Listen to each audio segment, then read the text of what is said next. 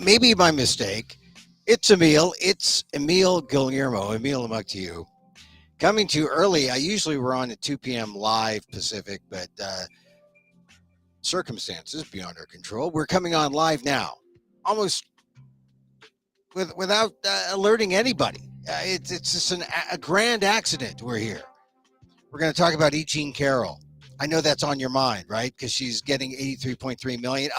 We hope if justice really prevails, she will get the 83.3 million. But anyone who has been involved in any kind of suit of that nature, you know that collections are everything.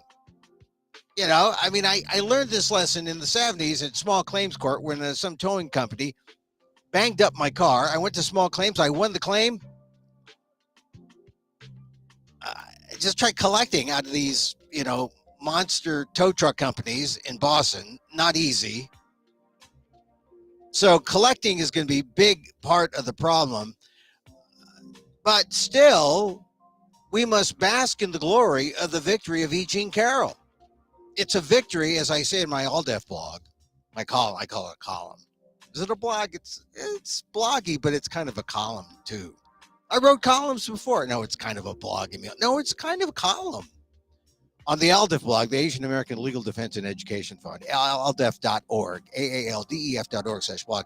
I write this because I want to make E.Jean Carroll an honorary Asian American.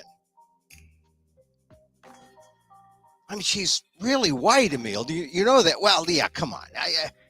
For what she went through, Asian Americans know what E.Jean Carroll went through at the hands of Donald Trump. Well, the words of Donald Trump. You know, the words of Donald Trump during the pandemic were, well, China flu, Kung flu, China virus. And it wasn't just Chinese people who were impacted by that phrase, by the reckless phrasing. It was any Asian American who happened to be around a cult-like MAGA follower of Trump, who saw what Donald Trump said about Asian Americans during that time as a kind of green light to, yeah, they caused this.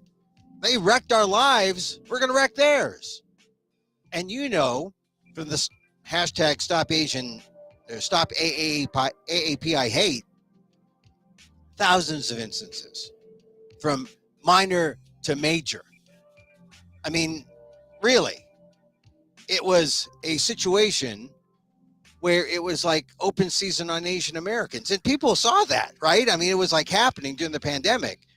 And Trump tried to walk back the words, but, you know, he didn't have his heart in it.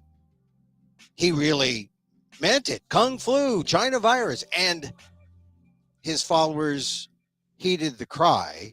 And we saw the transgressions from minor to major to even some deaths. And then we had the Atlanta spa killings perpetrated by white supremacists or people who had those kind of leanings. They saw from the manifestos, from the writings.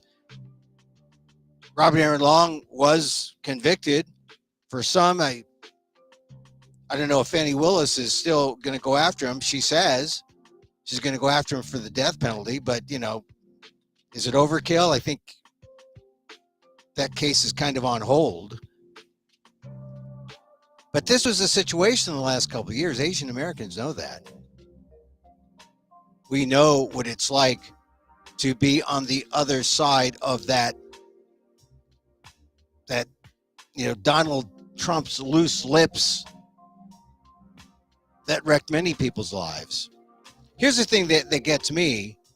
You know, it's not like you can go to a court and say, hey, Donald Trump said this and we felt the pain.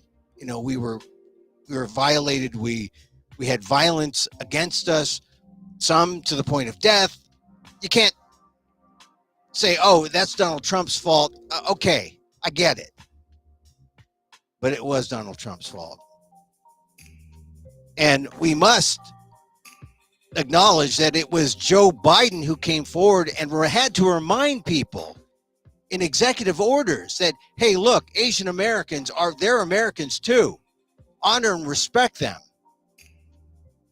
Thank you, Joe Biden. When Biden took office, he realized he had to do that. How many times has that happened?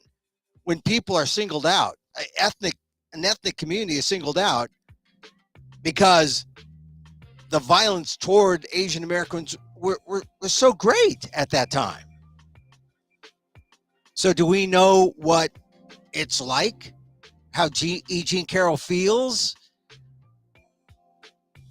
I mean, I think we have a sense.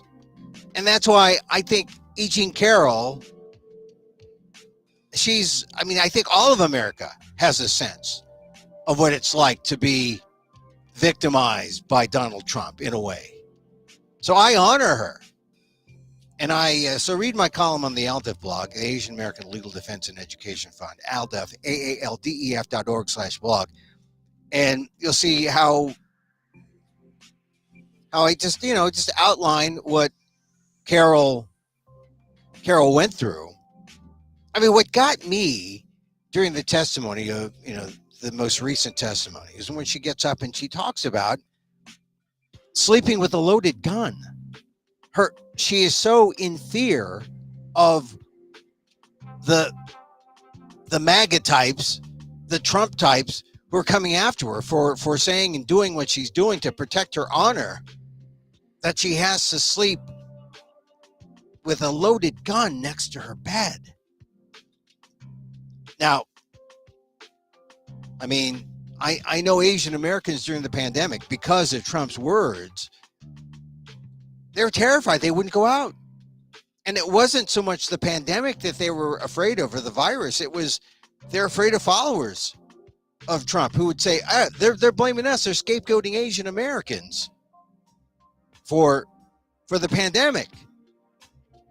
And they're coming at people I know were jumped. And now you can say, come on, Emil, that's just ordinary urban life. Well, maybe that's why, you can't connect it exactly to Trump, but I just know when Donald Trump used that reckless phraseology, Kung flu, China virus, and everyone started repeating this is why we're living in the way we are. Well,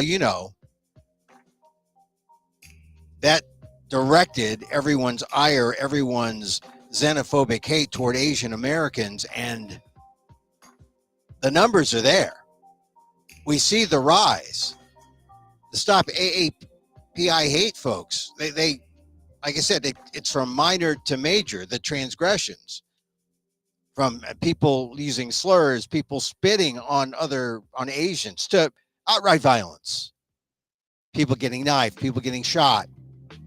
And a lot of them were older people, women.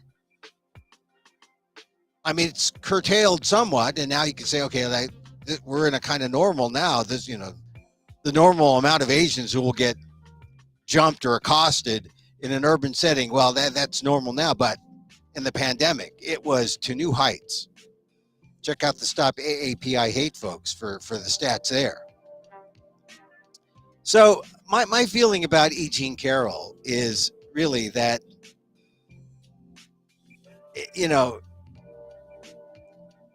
she, for what she went through in that trial against Trump, she's really democracy's hero, And I know if you were watching this case, right? And we were all wondering, considering the number of Trump legal entanglements he's in, we were wondering what was going to happen if we were going to get a sign, and we got a sign. The system really works. Evidence was heard in court. Justice prevailed for Carroll. Donald Trump can be held accountable. That's the message. It's not easy to challenge the ex-president in court and win. But Carroll not only had one civil trial last year where she got something like $5 million, right, on the assault, when Donald Trump was found liable for sexual assault. But there was this case about defamation he was found liable for defamation. And this trial, this recent trial, was just to figure out what the damages would be. The compensatory and the punitive damages. And as we all know, they were not puny. I mean, but this is a language that Donald Trump understands. 83.3 million. It's numbers and dollar signs. But there's still the question, will it sink in? Trump continues to call it absolutely ridiculous and says he'll appeal. Yeah, and as I said, E.Jean Carroll is going to have to see if she can collect the money once appeals, because it looks like the grounds for appeal are somewhat limited. This was not a witch hunt, as Trump claims. And all he could do at this last trial was try to muddy the waters and distract things by saying, well, bringing up already settled issues. They didn't allow me to do this. They didn't allow me to bring up this. No, you should have brought that up in the finding that you defamed her. This is only to figure out the dollar amount to keep you from doing this again, Donald Trump. So somehow they didn't get the whole purpose of this second trial, which is only for damages, only to figure out what amount could be put out there that would keep Donald Trump from harming himself. What kind of monetary straitjacket could we place on Donald Trump? 83.3 million. That's what they said. I mean, it was, some experts said it may be 10, 12 million. After all the evidence was heard, the jury, nine people on that jury said $83.3 million. That breaks down to $7.3 million in other compensatory damages. Compensatory. Like, because of this, she lost that. So there was 11 million plus 7.3. And then on top of that is the gravy. The punitive damages, where the sky was the limit, where it's up to the jury. For what Trump did, 65 million. So you add it all up, 83.3 million. Like I said, I hope she gets the money because she's doing interviews now. In the New York Times yesterday, she said she's asked how to use the money, and she says, I'm not going to waste a cent of this. We're going to do something good with it. And I just want to make a suggestion. You want to do something good. There are a lot of people rooting for you, E.Jean, or they rooted for you. They continue to root for you because you, in one person, you embody what many of us have felt and experienced. From the policies, from the words, from the actions of Donald Trump. And you, because of your circumstances, you got 83.3 million. So she's looking for what to do, splurge on one luxury. She was asked, she says, I'm going to be able to buy some premium dog food now. And I hope you do. Your dog deserves to be vegan. I mean, we've been vegan very, very short time for our dogs. I mean, we've been vegan a long time. But our dogs just went vegan, say, a year or two ago. Because we realized, what are we feeding our dogs? Crap. So premium dog, I approve of premium dog food. But now what should she do? She says she wants to do something good. I think consider the thousands of Asian Americans who are victimized by the hate unleashed by then President Trump, who with his phrases, Kung Flu China virus, scapegoated the community, unleashed his MAGA forces to go, I was going to say go ape, but I don't want to malign the apes. Not their fault. But I just think that, boy, a lot of those people, here's the thing about a lot of those people. A lot of people just working class people. Some, upper middle class. I mean, all sorts. But basically, you're talking about people who, when something happened, they had to go to a GoFundMe. They had to resort to going to the public and saying, help. Like I said, we can't always say, oh, this was because of Trump or this was because of something Trump said. But many of those transgressions, yeah. And the violence, just saying, a lot of people who were hurt from transgressions, a little more violent and bloody, requiring medical care. What could they do? They went to GoFundMe. So I'm just putting this in your head, E.Jean. I'm not saying that you should do it, but there have been other people who have been victimized by Trump. And when they understand what you went through and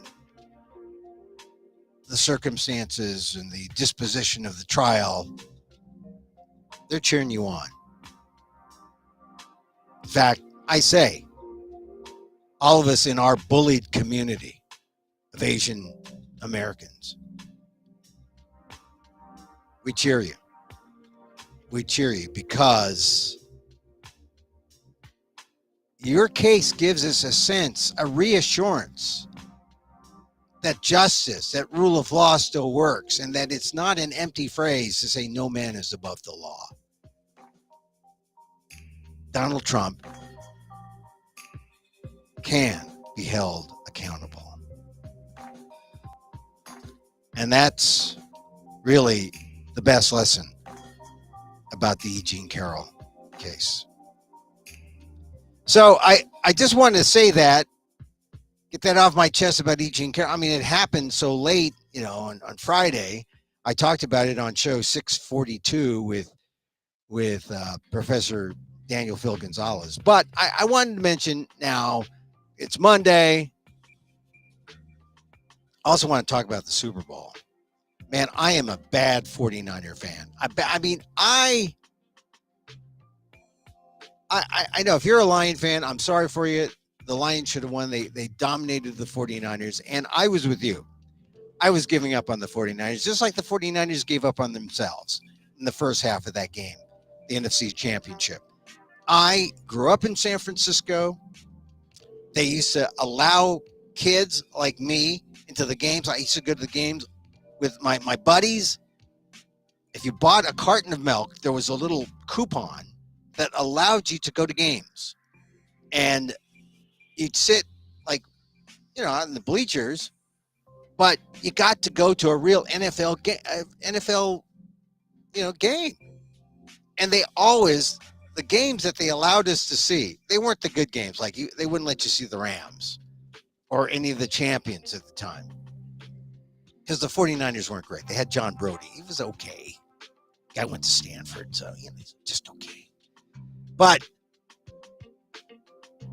they let you go see the Lions. I must have seen the Lions about three, 4 times. Well, they didn't play 3 or 4 times a year, but at least twice a year. So I must have seen about 3 or 4 games over the course of a couple of years.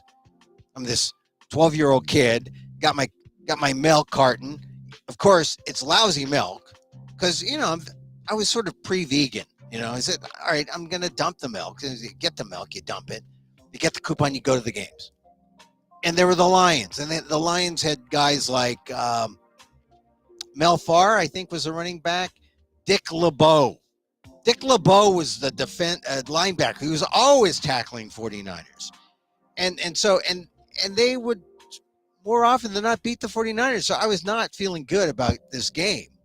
And then, Jared Goff has this California connection, grew up not far from the city, went to Marin Catholic, went to Cal.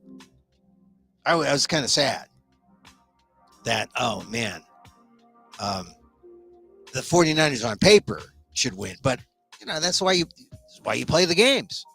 So they played, you saw yesterday, the 49ers stunk the first half. They were lousy, they were no good, they were bullied. And then I don't know, something happened. You know, the Detroit Lions coach made bad decisions, wouldn't take the points, went on fourth down twice, lost, you know, didn't get the yardage, lost the ball. The 49ers had these incredible plays, like the Brandon Ayuk catch, the 51-yarder. It bounces off the face mask of a Lions player and bounces into Ayuk's hand. That is like divine intervention. That's call the game there. That's it. Divine intervention. 49ers going to win. But of course, you know, you got to play it out, and the 49ers did win. But there were a couple of times the Lions in the first half seemed so much faster, better, younger. And then in the second half, they made adjustments. They told Brock Purdy, you know, you're not Lamar Jackson, but run the ball, because they're looking for you to throw deep. They're going to keep all that underneath stuff open so you can get at least 8, 9, 10 yards. So Brock Purdy ran, thank goodness, and it opened up the game. The 49ers scored, and they came back. It was quite a game. But the lesson there in the 49er game, got to believe. You got to believe that belief is such a big thing. You know, you can be, you know, doing things that, you know, you don't have a chance. The odds are like terrible. Belief. It's all about belief. So believe. It's powerful. In the second half, I admit I was a bad 49er fan. I gave up. I said, these guys, I was preparing myself for just acknowledging that the 49ers were not going to do very well today. They were going to lose. And then one by one, these things happen. You know, the ball popping off the face mask of the Detroit defender into the arms of Brandon Ayuk. The 49ers scored. So it's a reminder. You can't forget. Believe. So that was the big thing yesterday. Let's see that. Wrote my column. You can read it on the ALDEF blog, aaldef.org/blog. And that's it. I'm on the road. And I'm going to be, I'm going to be in Fresno, not in March, at the Rogue Festival there. I'm also where I do my show, but I don't,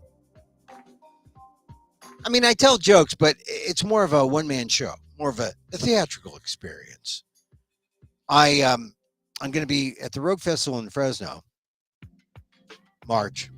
early March. And then I'm also going to be at the New York City Fringe in April. So I've got a new version of my Emil Amok Lost NPR host, vegan trans dad, I think, something like that. Oh, it's exciting. And then I might do it in LA. I might do it in LA.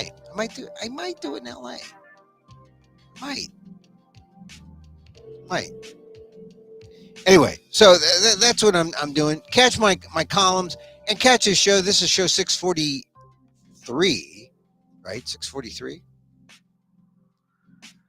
And 642 is good with Daniel Phil Gonzalez, Professor Daniel Phil. And that's it. I said I was just going to do 30 minutes today and then get out. Oh, you know, I missed Sketchfest. I know that there was some great Sketchfest acts. I usually go to Sketchfest, San Francisco Sketchfest every year, just to see Maria Bamford, because Maria Bamford, crazy. I mean, my feeling for her, but I missed her at the Palace of Fine Arts. That's a good venue for her too. That's a good one. She was there with Jackie Cation. I missed it, but I hope they did well. I think they did well. I think. I'm sure Jackie Cation will talk about it on her Jackie and Laurie show. So anyway, but that was this weekend. It was a good, fun weekend. The 49ers. Oh, I won't talk about the Warriors. Not going to talk about the Warriors. Anyway, if you missed my thing about E.Jean Carroll, go back. This is on YouTube at Emil Amok 1, at Emil Amok 1 on YouTube.com. Also, it's on Facebook, fb.com/EmilGuillermo.media. It's also on, where else? On Twitter or X at Emil Amok. Catch it. Hey, I'll be back again tomorrow or the next day. We like to leave with a little meditation because it helps. Meditation is helpful. And so, as I wish for me, loving kindness, right? As I wish for me, I wish for you. May you be safe. May you be happy. May you be healthy. And may you live with ease. Emil Guillermo here. Till next time. Mahal Kita.